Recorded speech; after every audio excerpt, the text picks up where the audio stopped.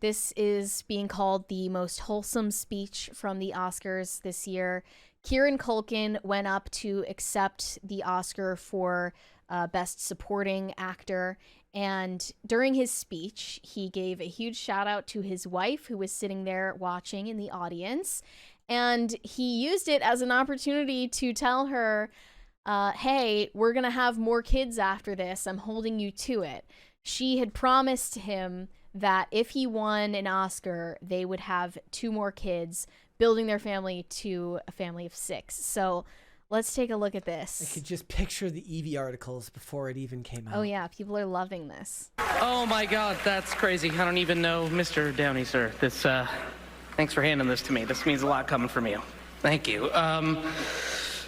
He's right, by the way, Jeremy, you're amazing in The Apprentice. Let's skip forward because it goes like a minute and a half in. And they also censored him because he said the F word on television. Okay, hold on. By the way, they said that the crisis meter server was down for maintenance, which is why that wasn't working. Oh, that's annoying. Yeah. I feel like that's happened before. I have to thank the kid from her because I very stupidly publicly said that I want a 3rd kid from her because she said if I won the award, she would give. You're really good people. You gave it your best shot. I love you, Mom. I love you, Jazz. This is, I have to thank my wife, Jazz, for absolutely everything, for giving me my favorite people in the world. Please don't play the music because I want to tell a really quick story about Jazz.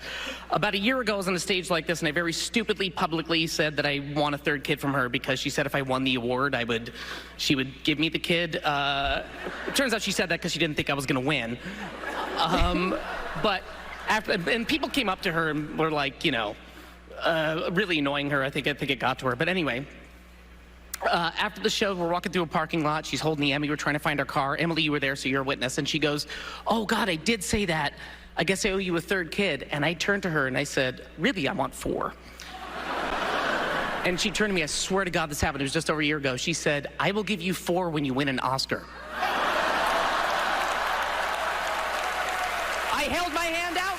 She shook it. And I have not brought it up once until just now. You remember that, honey? You do? Okay. Then I just have this to say to you, Jazz. Love of my life, ye of little faith. No pressure. I love you. I'm really sorry I did this again. And let's get cracking on those kids. What do you say? All right. Like, that was kind of sweet. It was pretty wholesome. I'm going to admit that they got me. They got me this time. We have a couple of 20s. The Crafty Raccoon said Zoe Saldana wasn't as bad as Sally Field. You like me. You really like me. Well, that's a Mandela effect. People think it's you love me. You really love me. That's what people thought it was. I'm pretty sure she didn't even say you really like or love me. Yeah, it is a Mandela. She said you like me. Yeah. It was right now you like me. That's what she said. Yeah, that's something that she never uttered on stage. Again, in a world of... By the way, her brother works at CERN. Saldana's brother? No, Sally Field. Sally Field. Oh, yes, we talked about that. Just saying, he has control over the Large Hadron Collider. Just gonna throw that out there. Gordon Shumway said, okay, taking singing lessons to sound like Bob frigging Dylan should disqualify you from any award. Did you just go in there and just say, just talk annoyingly?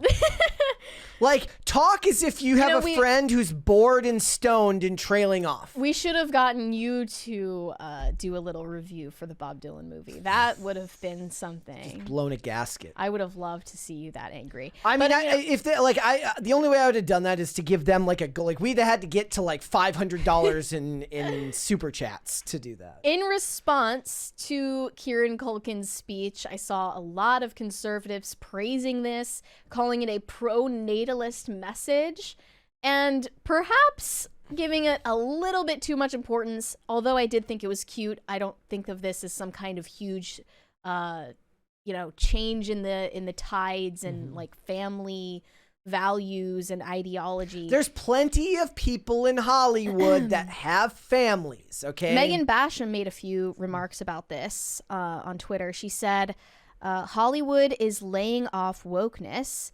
As further proof of that, Conan O'Brien did not make a single political joke during his Oscar monologue tonight. No mention of Trump, no cheap shots at Republicans. And the first acceptance speech from Kieran Culkin for Best Supporting Actor is refreshingly pro-natalism.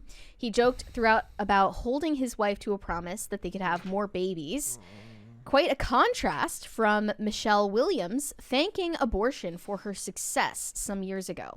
I mean... And then she said, if we return to a Hollywood where men use their acceptance speeches to joke with their wives about having more babies, instead of women using theirs to praise abortion, Hollywood could be great again. See, here's the thing, though. That's not a one-to-one comparison, because a one-to-one comparison would be, yes, Michelle Williams praised abortion, but Kieran Culkin didn't say, our birth rates are down. We need to get our birth rates up. Sharing a quirky personal anecdote with your family is great. Yeah. But you can't really do that if it's like, I wanted to win an Oscar, so I had to get a coat hanger out of a back room somewhere. You can't do that, okay?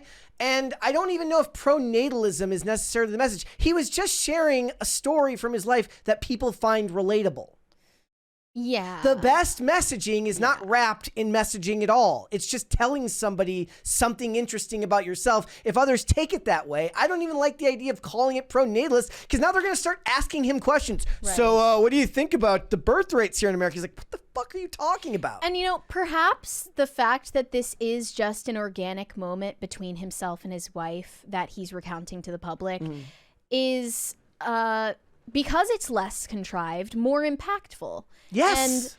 And if he came up on stage and accepted this award saying, by the way, I am pro-life and I think that abortion is murder and blah, blah, blah. If he were talking about the issue in such a heavy-handed way, I mean, I'm sure that this guy is pro-choice anyway.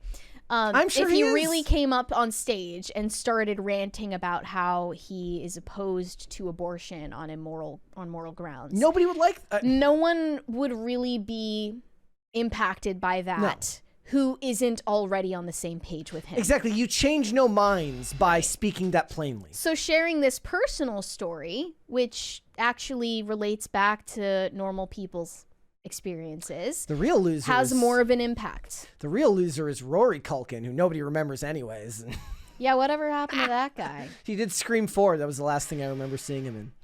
What happened to Macaulay Culkin anyway? He's married to I mean, they're actually in the news a lot lately, because Brenda Song has been in the news a bunch lately with Seems like these kids covers. Made really good choices with who they ended up marrying. Yeah, he's been with Brenda Song for a long time. Seems very happy. Like, I guess I just hate the idea that and I understand that it's the gig. The gig is to look at something that gets said at these events and extrapolate it to your own ends, I guess.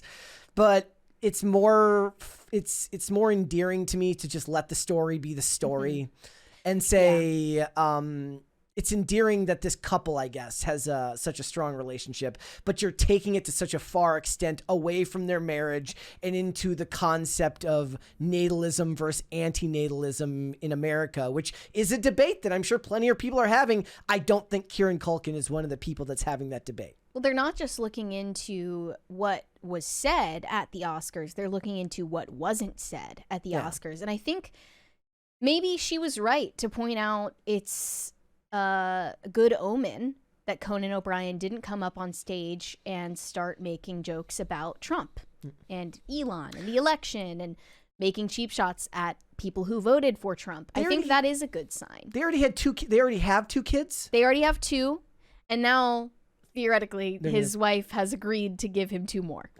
Yeah, I'm surprised people weren't getting above replacement rates. People, I'm sure that there will be plenty of leftist commentators who will talk about how it's bad for them to have kids, and he put her on the spot. And now she's going to be required to do it because he forced her. Well, she looked very happy in the clip, and I'm sure that she wants to have a larger family. It's not that he's actually like calling her out on a public television broadcast, forcing her to get pregnant.